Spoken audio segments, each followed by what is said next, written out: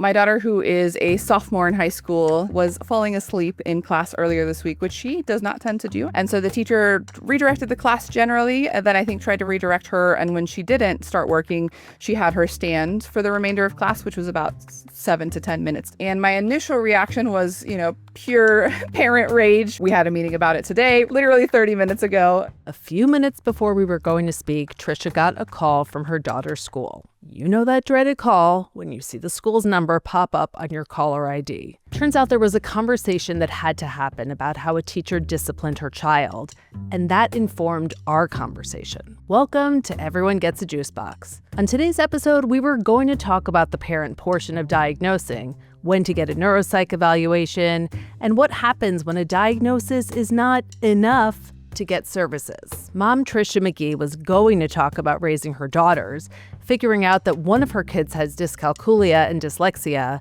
and making sure the other one had support for her ADHD and anxiety.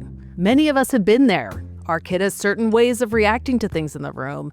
Maybe a teacher understands, maybe they don't. One of my own parenting lows was hearing my child tell me her teacher made her sit at a table with her head down in her arms because she was squirmy sitting on the rug with other kids. I so distinctly remember that feeling of profound sadness for my kid, frustration with that teacher, and confusion as to why in a top public elementary school there wasn't some kind of plan in place for 6-year-olds who don't thrive sitting crisscross applesauce on the floor. For Tricia's daughter, it was a different situation. But that need to not only figure out our own kids, but to also ensure that the other adults in their lives are committed to figuring them out is such a big part of raising neurodivergent children. Let's hear from Tricia about what happened.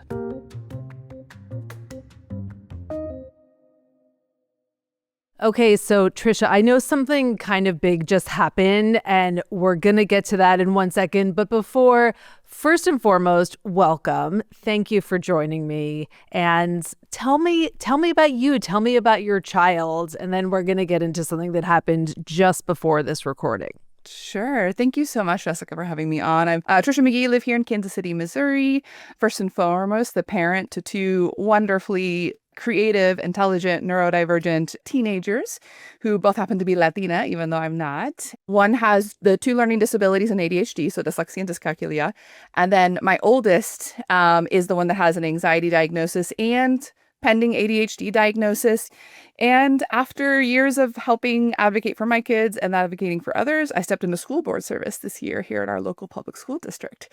So like many parents that go through educational advocacy, you end up almost being an accidental expert. And so that rolled over into my work life and then into my public service life as well. Right before you and I started talking, you had a meeting with one of your daughter's teachers. So tell me what happened that precipitated this meeting. So my daughter, who is a sophomore in high school, was falling asleep in class earlier this week, which she does not tend to do. I've never received that sort of feedback from her teachers. And so the teacher redirected the class generally, and then I think tried to redirect her. And when she didn't start working, she had her stand for the remainder of class, which was about 7 to 10 minutes, depending on who you're asking. So we had a meeting about it, emails back and forth on Wednesday, of course. And my initial reaction was, pure parent rage because my daughter did have a different experience of being called out, so to speak, in the classroom when she was in the 4th grade. A teacher actually put her on the phone to call me in front of all of her peers to say that she hadn't turned in an assignment. And that was in the 4th grade, which is, horrifically using public shaming like that was very inappropriate. And that school admin did agree. So when my daughter was told to stand up, she felt like she was just being put in timeout essentially, or being punished for falling asleep. And so we had a meeting about it today, literally 30 minutes ago. And so fresh off of that meeting. And what happened? That the day that it happened, today was the meeting, and this happened earlier in the week. What was the conversation with your daughter? Were you able to sort of break it down with her what had happened? Yeah, so we live in Missouri, where you're not supposed to use your phones in schools anymore from the legislative level. She did text me immediately after leaving that class, and I tried to get some, context from her before contacting the teacher. And so she and I went over that. She just said she made me stand. I was falling asleep. I had done some of my assignment, she almost kind of defending herself in advance, trying to rationalize what had happened. And so I waited about 10 minutes to try and be neutral, but also advocacy forward before emailing the teacher, asking her not to do that again. And the teacher was responsive and added in her admin and all of that and addressed it.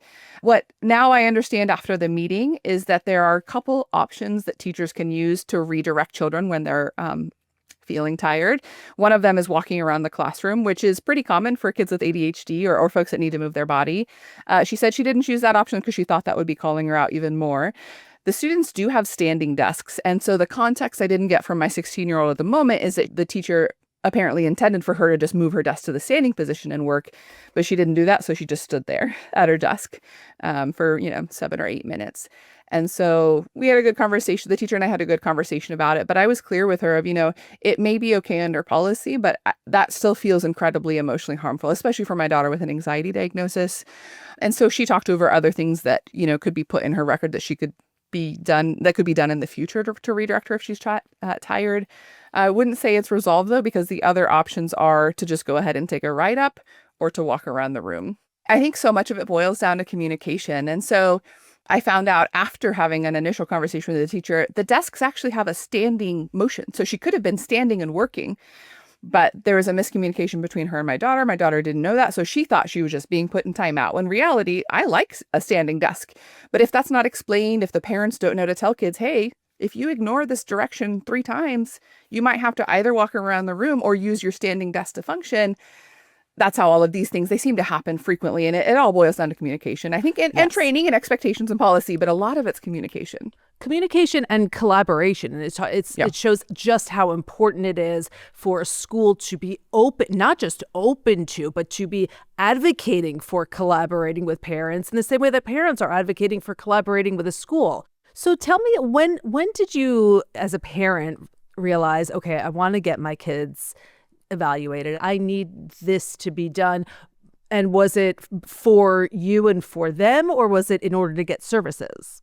It was. So our first trek into these, neuropsych evals, these, really complete educational evaluations was with my youngest. She is the one that's dyslexic. And so she's incredibly brilliant in many ways. And she was reading 2 grade levels behind while her sister was 2 grade levels ahead.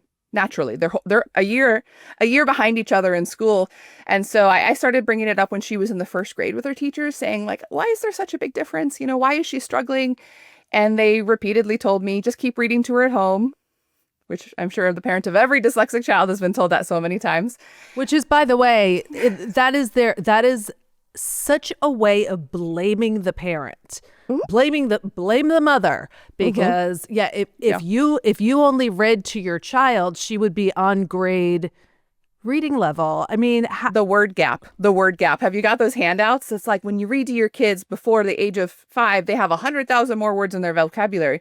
Her vocabulary wasn't the issue. She can't decode words. She was dyslexic. And so, that's one of the most frustrating things. And then to layer on top of that, we lived in Mexico City, Mexico for their younger years. And so she first attended school in the U.S. in the 1st grade. So she was attending school in English and in Spanish. And so for about 2 years, teacher told me, all bilingual children are behind, which is not factually true. And so then we had the dismissal from kind of both sides. The general, just read more. And then on top of that, she'll catch up. It's because she's bilingual that she's behind. And how do you, I mean, that's absurd and offensive. And I mean, how do you, what happens like in the room when someone says that to you? I've definitely, I've evolved in my advocacy tone and voice, I think, especially, so I'm in the Midwest, we're so nice here I want to think the best of intentions of everyone. And I do believe that the majority of teachers are repeating things that they've been told. I don't think they've personally decided, what, all bilingual kids are behind. I think it's more systemic in teacher development and training and how we set up teachers for success, but it's affecting all of our kids. And it was affecting my child in that moment.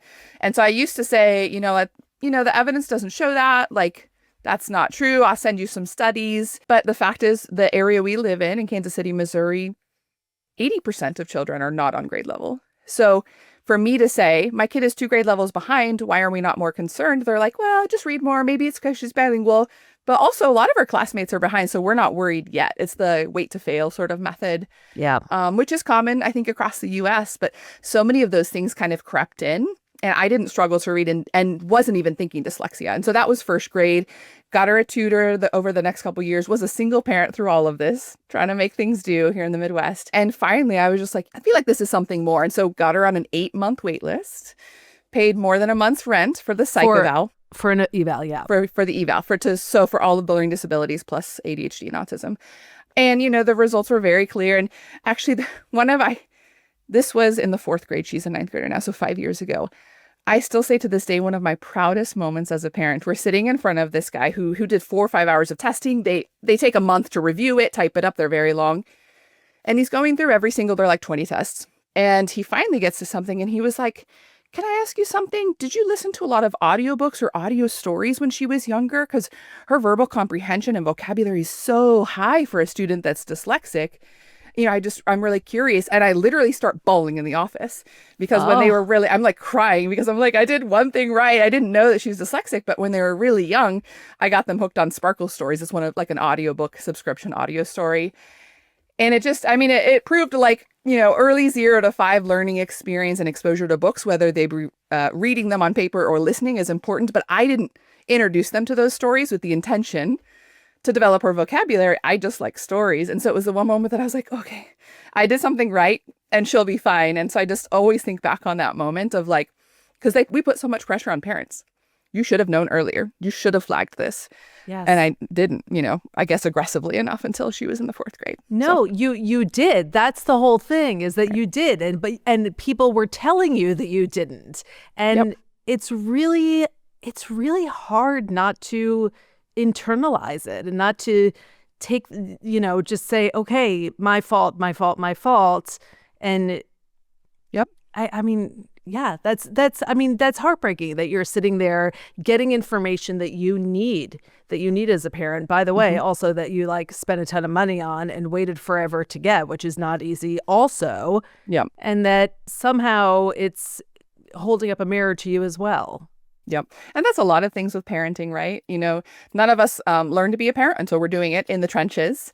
And then even still, your kids aren't exact replicates of yourself. So even your lived experiences as a child may not prepare you, which is why I think it's really important to be in communication with other parents to have frank conversations. I do want to name a fellow parent here in Kansas City, Missouri, Twyla, who is actually also dyslexic herself and is a strong advocate for her own daughters. She was the first person I called, and I didn't know her in person. I knew her on Facebook, and I messaged her, and I was like, can we have a conversation? And she talked to me for 3 hours while I sat on my porch, trying not to cry. She's like, it's okay. You figured this out. Your kid is brilliant. You're going to figure this out. But it's other parents that lend that type of support, Oh my gosh, absolutely. So wait, you found her on Facebook we were connected through a group. Yeah, we were in some random group together. We had mutuals, and so we were somehow friends. And I had seen her post about dyslexia advocacy, and I was like, Twyla, you don't know me in person. And she got right on the phone with me. I love that. First of all, I love that she got right on the phone, and I love that you reached out because I think sometimes for me, there have been moments of real loneliness. And then it's like no one knows exactly what I'm going through. No one knows. It's just me. It's just me, which of course is ridiculous. But when you're in it and when you're sort of figuring out, okay, I got to do this with the school. I got to do this with my kid. I got to do this, play dates, whatever it is. It's very hard to think that you're part of a bigger picture. Right. And then when you realize you do, it's very validating and comforting and helpful. Yeah. Before you reached out to Twyla, you got from the eval, you got the diagnosis, or she got the diagnosis of dyscalculia, dyslexia, and ADHD. Correct. Okay. So when you hear these things, what were you thinking when you read that diagnosis, when you talked to the evaluator? Did things make sense in your mind all of a sudden? They did. And that's why, I wish there was some way to make sure that every parent living in the States had access to pay for these evaluations. And we need more people doing the evaluations. The wait list was so long because they give such detailed information about your child's brain that you have no way of knowing. Even if you were a teacher, you don't know how to do those sort of things. And so it really goes through what things that they struggle with, as you know, and where their strengths are. And as you're reading them the whole time, I'm nodding, this makes so much sense. This tracks with how I know my child. This makes 100%. And now I can take this to the school. I should just let you guess what their reaction was. And the school was great in many other ways. She wasn't dyslexic enough to qualify for an IEP. Wow. She's never qualified for an IEP, and she has a 504. And can you explain what a 504 is? yeah, Section 504, really just accommodations or changes that a school would make within the school environment. So frequently it's like more time on tests, extended time to turn in homework. For dyslexic learners, it can be that someone reads the test out loud to you, because if you can understand things orally or listening to it, you shouldn't be discounted for that. So you should be able to test your knowledge. So she received her diagnosis summer before fourth grade. And then COVID happened, so we were having virtual learning. So we did a lot of her accommodations that weren't in a 504 at home because she was doing virtual learning. So she was doing voice to text, which is a common accommodation under a 504, or she was transcribing things, or she was listening to books. So those are all very common accommodations for dyslexia. And then when you return to the classroom post-COVID, she's entering that age where she's early middle school. Let me tell you how many middle schoolers like to feel special by having accommodations and having them called out. Not that the teachers would do it intentionally, maliciously, but if someone's like, okay, let's go read your test in front of all your peers, the kids don't want that either. So, I mean, like, it's very hard. Even hearing that, I know it's not malicious. It's not like there are people sitting there with like a witch's cauldron being like, how am I going to destroy this child's life today? It's not. Of course not. That's not the reality of the situation. And you would hope that at a place committed and devoted to bringing children up educationally, emotionally, socially, in all of those ways, that there might be the awareness of, hey, let's not call out a middle school child in front of a class to be like, hey, different kid, come, let's go do your different thing. Yeah. I want to just rewind to the evaluation and the diagnoses. So we've talked about the dyslexia. Mm-hmm. Tell me about the dyscalculia, and did that also click in your mind when the evaluator told you about that? And how does that manifest? And I'm curious about the 504, what the accommodations for that are, if any. Her accommodations under 504 for math were that she would be able to use a calculator. Okay. And so, and are those? No, that's not certainly enough. No, but what we ended up doing, so in the middle, when she was in middle school, she came home and she's really good at saying when something's not working for her. And I love that. I'm like, either you were born with that, I fostered it or something, but I love it for you because it's really going to serve you in life.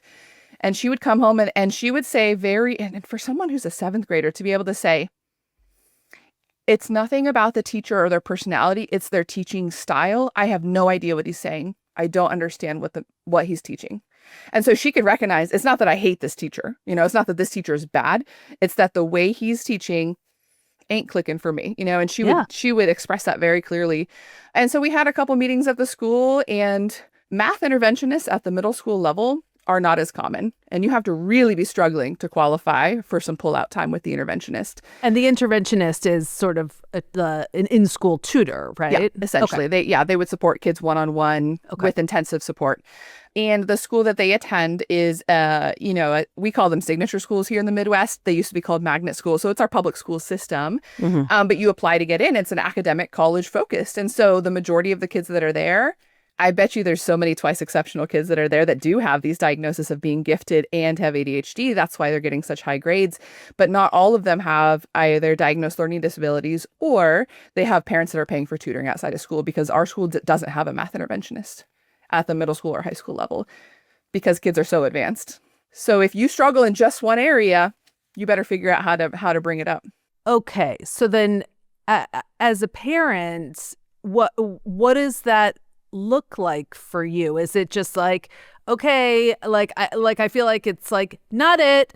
The school is just doing one big not it in the playground. And is it then, okay, I guess in the way that I was hoping to partner in the education of my child, I guess it's now going to be all on me. And is that what's essentially happening? It certainly felt that way. And we went round and round, and I had conversations with others to really understand if that was legal. But because it's a school that you're choosing to apply to and attend. And they're not denying you returning to the school your child is assigned to where those interventions or those help are provided. It's not illegal because you're the one that chose to go to that school. I see. And opt out of where the services did exist. It's not your specifically districted school. Yes, You've yes. chosen to go to that, right? It's within our public school district, but it's Yes. like a special one that you decide to send your kid to. And what did I do? I got a second job so I could pay for math tutoring. And she did that, I think, 7th grade from January to May, twice a week for 50 minutes, 50 minutes, almost an hour. It was $600 a month, which I could not afford on my income at the time, working at a nonprofit. And she grew 2.5 grade levels in math. I mean, she has the ability to learn it. She just doesn't, it has to be taught in a very specific way. And yet there you are getting a second job knowing, okay, this is something I'm going to have to do. I mean, you haven't had a job and to have to add on to that. Yeah. I think, in a way I felt a lot of guilt around just saying, instead of continuing to push, instead of trying to figure this out, I know I can solve this if I just go out and get a second job and if I just pay for tutoring, because the wheels of change turn so slowly. And so my kid can't wait another 2 or 3 years while we go back and forth and try to figure out, no, the middle schools all should have interventionists, or no, this should be a thing. Bureaucratically, that takes forever. And by that point, my kid's failing every math class she takes and not living up to her potential. It's the same with, I think, really easy to understand for parents of kids that are struggling to learn to read, because that's like that K to 3, we're learning to read, and then above 3rd grade, we're reading to learn. So you have to be able to read pretty well starting by the 3rd grade, because all the topics you learn are through reading. And so when we wait and have conversations and try to advocate, all of that takes time. And in the meantime, your child is getting further and further behind. So it was one of those things of like, should I push harder to try and get them to do this? Or does my child need support now, today, last month, last year? And so it's never a perfect answer. That's what I and I think many other parents end up doing. I lasted 10 months at that second job and was like, why am I snapping at everyone? Why am I so grumpy all the time? Oh, because I'm working 60 hours a week and parenting and doing all of these things. And so I think, I don't regret doing that because she needed the support, but it also just highlights, the opportunity gap so many students of our students are living through. Yes. 1 in 5 people are dyslexic. That's a huge amount of students. And I assume some similar numbers for dyscalculia or dysgraphia, all the very similar learning disabilities. Some parents are already working 2 jobs. This economy right now kind of sucks. We can't expect parents to just be like, I'll get a second or a third job and pay for this. Right. And not all of them can. And so the inequity just continues to deepen, even with the barriers that she's already facing and I'm trying to manage. She's still getting support that some students don't, because I'm just like, well, I guess we'll address it at home somehow. Yeah. I mean, when did you realize, was there a moment that you realized, oh crap, this is gonna fall apart here? So my youngest is the one who just started high school, so she's a freshman. So she's been there since August, and I'm kind of holding my breath, like with bated breath, to see like when she runs into it. She's my like strong self-advocate, and she's like, Mom, I'm fine. I don't need these accommodations. I can keep going. So I'm actually kind of still waiting for her to run into content that without accommodations is too difficult for her. Not that it's too difficult because she can do the things, but like her brain power using all of her strengths without having any support on the side where she needs it is eventually gonna make things really difficult cognitively. And this is my kiddo that wants to be a lawyer. You want to know how much reading there is in law school? And so it's I really super interesting all the time too. Yes. Yeah. So, yeah, exactly. Focusing on things that don't interest you is something that we as ADHDers don't do. I just don't, as an adult. But so far I'm just kind of holding my breath. She has a super strong social network, so she has friends that are supportive. So we haven't run into many issues with her in her transition. It's my oldest that doesn't have the diagnoses that is starting to run into some stuff that presents as behavioral to some of the teachers. But when you talk to them and you get them to give specific feedback, they're like, no, the content she gets, no, she's generally a good kid. She just won't turn the things on time, or she's really tired and not redirecting and things like that. I'm like, some of these things sound like they point to something, which a school can't diagnose. So I don't expect them to, but Right. we'll be going up for a 3rd round of evaluations here in the spring to see if now with updated information, because now she's a sophomore. And the content is different, and the type of focus you have to do is different. And the older you get, you have to do all those things alone without, 4th grade teachers do a lot of redirecting because kids in the 4th grade are younger, and they do less of that as you get older. And so I think this is her year where it's become quite obvious that she needs additional supports. likely from an ADHD side, but I can't diagnose her, so we'll see. Did you find the school more open to hearing from you as a parent? I feel like sometimes with my kids, it was like a different thing. In elementary school, there was just more involvement and there was more access for me as a parent to people, whether or not it yielded the result that I wanted. Whereas the older kids get, the more it's like, oh, parents, you're like, that's not a thing. You're not involved anymore. Yeah, it's definitely a different tone, I will say. Now, I can't tell. It's like what comes first, the chicken or the egg? I can't tell if teachers are responsive to me because I do this for a living and now I'm on the board and I'm involved, or because I'm lucky. Like they're still responsive via email, but on the elementary side, like you're saying, it feels much more preventative and relationship building. So there's these back to school, not just back to school nights, but like open houses where you're actually spending time with teachers and they're sending kind of cute little updates or whatever. And so that across the board for most parents is true. In elementary, the expectation is the parent's going to be super hands-on, and then the older they get, the more you back off.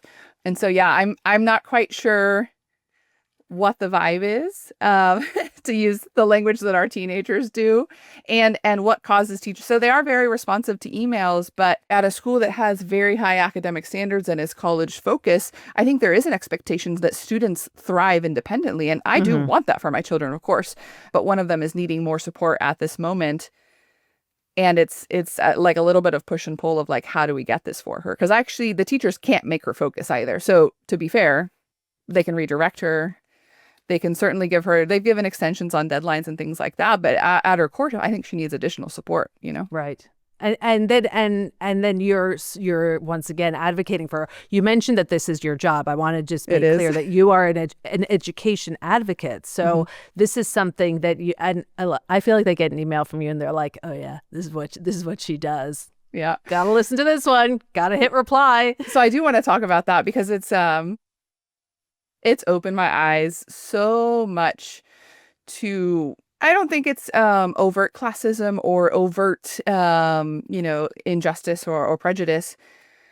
But the way I type and the way I email and my colleagues is all pretty academic and straightforward. And so even if you've never heard of our organization and you receive that email, it's different than a parent who may not have finished school, whether high school or middle school or elementary school. I've worked with parents who lived in a different country, went to school through the 4th grade, are sharp as a tack because they've learned a whole nother language. But do they type well? No. And so administrators, intentionally or not, aren't giving those types of emails from those parents as much attention as they do us, because I get a response from everyone I email, but because we do it for a living, and the longer the organization does it, the more like social capital or awareness that we exist, and we're going to continue to push, and we'll show up to meetings in person, and we'll help parents give public comment at school board meetings. It feels more pressure on them to respond, and they do respond when we're on the email. But I've had parents show me that they emailed 4 times with no response in English or in Spanish. Right. So in the same way that you reached out to Twyla, back in when your daughter was in 4th grade, you have this group of parents now who support each other and who, I'm guessing, share information about, hey, this worked in dealing with the school, and this is a way that you can support your kid or support yourself. I mean, for God's sake. Yeah. And so how has that been for you, having a kind of squad of parents to go through this with? I think it's incredible. So our mission, is based around building collective power in the Latino community around issues in education. Revolución Educativa is the name, which means education revolution. The goal is not that I have to come to every meeting, is that you develop the schools because we walk side by side and do it together. But then when your neighbor struggles or your coworker struggles, they can ask you and you can do that with them. And we've had a lot of people say, I went to a meeting with my neighbor, I helped them get this, but I think we do need the additional pressure of you supporting. And so we're seeing it happen in real time where people, once you figure out how to navigate school systems, they're all pretty similar, because there's a lot of school districts here locally. But if you don't know that, it's such a specific skill set. Even if you're from here, even if you speak English, American English speaking parents also don't know how to navigate school systems. No. And so we kind of see it like steamrolling. Yeah. We don't go to school to learn how to deal with school. So it's a real learn on the job as a parent kind of situation. You also reached out to your newspaper. I mean, right, which I find, Yes. I mean, tell me about that. And I'm Yeah. so curious what was that like? Like you just one day like picked up the phone or sent an email? Yeah. So my role at our organization was parent advocate for 2 years. And last year, I started crying every day on the way home because seeing the same injustices over and over and over again, mostly around discipline and SPED. Those were some of the two things that I just couldn't anymore. I was starting to get burnt out. And so I pivoted into a communications role. And I still help on the advocacy cases when they're things that I've dealt with a lot. So we all kind of keep that expertise. But I pivoted into that. So I started working quite a bit more with media. And last fall, I did accompany a parent who had a kid that is super gifted, but was lacking a dyslexia diagnosis, a middle schooler, a bilingual family. And the people from the school sat across from told me, and they just said, can we just be honest? He should just go ahead and get tutoring because the services he needs, we're not going to provide him. Because? Exactly. Okay. And, I could joke and blame it on the fact that I'm an Aries. So I take injustice very seriously and get very fiery. And I left that meeting and I'm talking to the mom and the mom's crying and upset in the parking lot. Like I have the diagnosis. They know he needs the support. Why did they just tell us that they're not going to give it to them? So I'm talking her through that and next steps. And so I get home and I'm like trying to collect myself. And then I just send off this huge media pitch to one of our local nonprofit news stations, The Beacon. And it was long. That poor reporter, she does education for a living. She's incredible, education reporting for a living. I'm sure she's seen some feisty emails, but I was like, that is it. Why do parents go through this over and over? It's the same story everywhere. Now the details might be different, but it's the same outcome. And I was angry. And that's, people don't like to talk about anger in a positive way, but like anger moves us to action. Like, no, so at some point, no, this could no longer happen. And so it's the most rage-filled email I've ever sent. And I said, and this is happening everywhere. It's not just this district. I can personally connect you to 6 or 7 parents that are willing to speak on record, and so will I.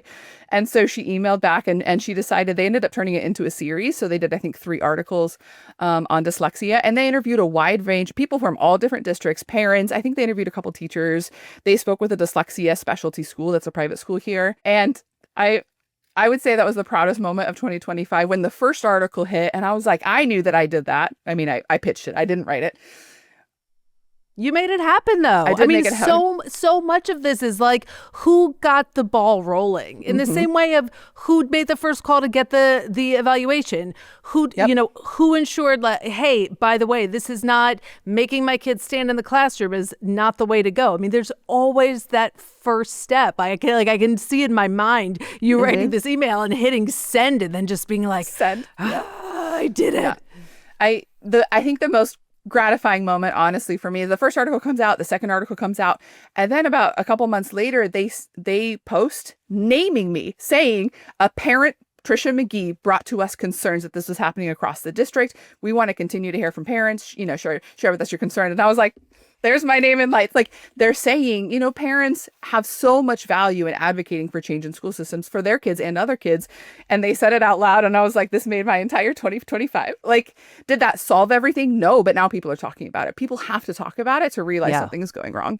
Okay, so I have questions about people who talked about it. First of all, were your kids like, ugh, mom? Or were they like, yes, mom? Yeah, I think because they're on the yes, mom train because I come home and I'm like, and this happened at this district. I mean, my kids have heard all the stories. And so I think that they're raising the act of building community with others and advocating is something our kids are witnessing us do it. Whether or not you do it for a living like I do, or you're just doing it for your kid, them seeing that teaches them when something is wrong, you can say something and do something. I always check in with my kid, especially the youngest that has a diagnosis every once in a while. Like, how are you feeling? Me talking about this publicly. She went to DC with me with the National Center for Learning Disabilities this summer to advocate for some laws that affect college students and receiving their 504s or accommodations, taking their 504 with them to the college level. And she's 14. She's like, no, if they're not going to listen to me, or they're not going to listen to you, maybe they'll listen to me. And so I think she's definitely ready for that limelight, or she's okay with it because she sees how necessary it is.